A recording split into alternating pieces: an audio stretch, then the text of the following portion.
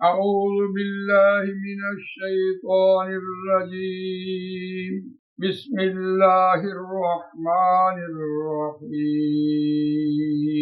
وإن كنتم على سفر فلم تجدوا كاتبا فإن أمن بعضكم بعضا فليؤد الذي اؤتمن وليتق الله ربه ولا تكتموا الشهادة ومن يكتمها فإنه آثم قلبه والله بما تعملون عليم.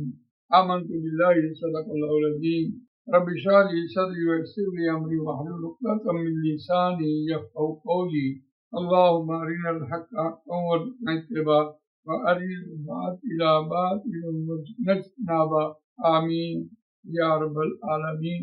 دوستو بزرگوں، سورہ بقرہ آیت نمبر 283 آپ کے سامنے تلاوت کی ہے، اور یہ تیسرے پارے کا 7واں رکوع یہاں. اس رکوع کا مضمون باہم قرض لینا دینا، یعنی قرض دینے والا اور قرض لینے والا دونوں آمادہ ہیں، اور پھر ان کی شرائط کیا ہیں.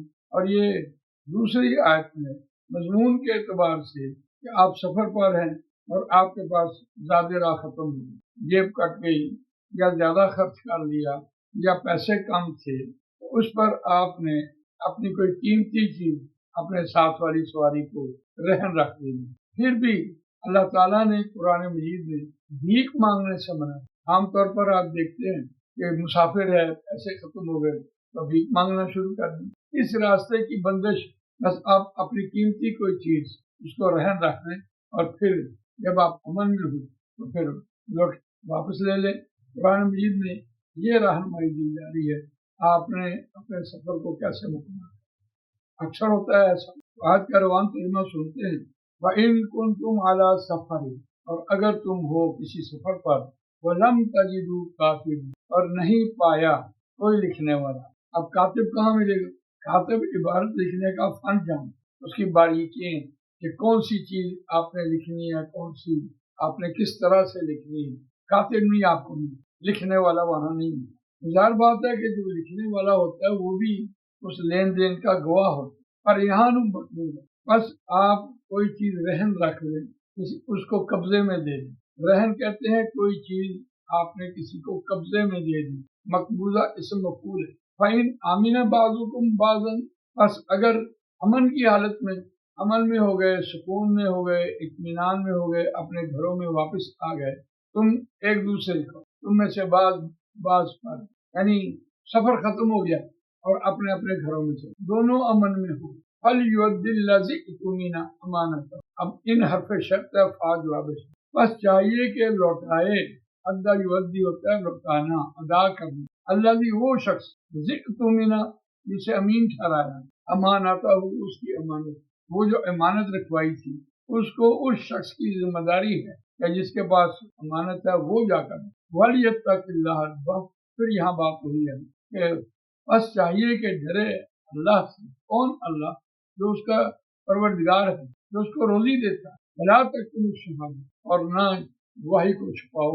اچھا، یہ ممکن ہے کہ سفر پر ہیں اور کاتب کو نہیں ملا، لیکن آپ نے چیز ہینڈ اوور کرتے ہوئے، دیتے ہوئے، رہن رکھتے ہوئے کوئی دو گواہ بنا لیے. سفر پر ہیں، ٹرین پر ہیں، ہوائی جہاز پر ہیں، تو آپ نے دو گواہ بنائے.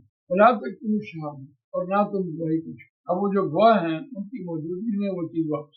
بعضکم بعضا کا، ایک دوسرا. فَمَن يَكْتُمْهَا فَإِنَّهُ آثِمٌ قَلْبُهُ، اور جو کوئی چھپائے اسے، فَإِنَّهُ، پس بے شک وہ، آثِمٌ قَلْبُهُ، گناہگار ہے، اس کا دل گناہگار. ہم پنجابی میں کہہ رہے ہوتے ہیں کہ ڈوئی کھوٹ، دل بدل گیا. جب دل بدل گیا تو جسم بھی بدل گیا، نیت بدل گئی، نیت خراب ہو.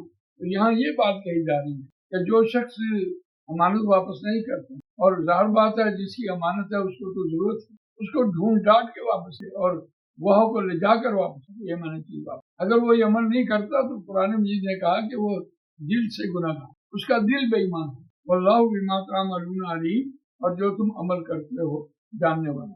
آج یہ ہمارا مضمون جو 4 رکوع پر مشتمل بنا، 3 رکوع تو اس کے سود کے تھے، اور چوتھا رکوع جو ہے قرض کے لین دین کا آج مکمل ہوا.